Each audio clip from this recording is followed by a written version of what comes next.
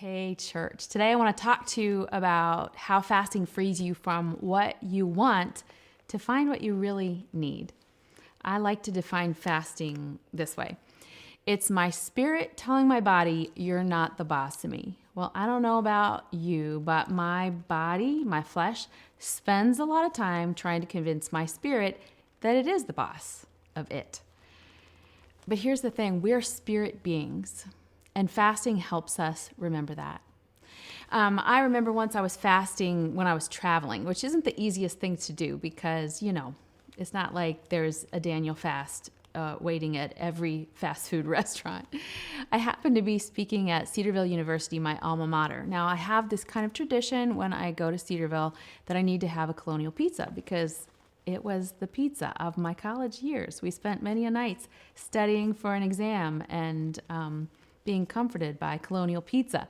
And so I was clamoring for this pizza, but I was in the middle of the fast. But I was going to be there for 3 days, and my fast was only for 2 more days. So all I had to do was make it to day 3. I could go get my colonial pizza, and then I could drive over to Beaver Creek and get a manicure and a pedicure.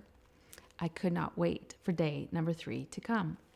But day 1 and 2, I had to make it through. So I went to this little tiny grocery store down the street. I got some granola and apples and juice, and I just started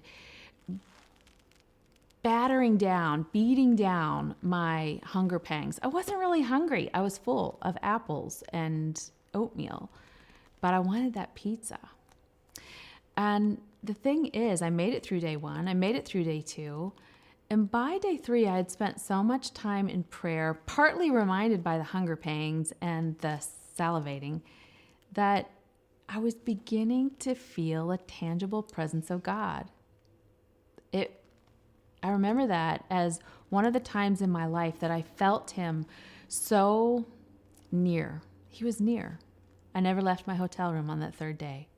No pizza, no manicure, no pedi. I know, guys, you're probably like zoning out, but I think you can identify with the pizza. Jesus was enough. Now, there's nothing wrong with pizza or a manicure. God gave me pizza to enjoy, and I thank Him heartily every time I visit Fascia Luna. That's my favorite, in case you ever want to love me after the fast. No, there's nothing wrong with pizza. But it is a thing of this world. And I want to read to you what 1 John 2:15-17 says about that. It says, "Do not love the world or anything in the world. If anyone loves the world, the love of the Father is not in him. For everything in the world, the cravings of sinful man, the lust of the eyes, and the boasting of what he has and does, comes not from the Father, but from the world." Okay, so we're in this constant battle of the things of the world and the things of God. But you and I are supposed to be in training to grow in greater love for God, not for the world. So how's your training going? I want to remind you of something. A pizza is not a big deal.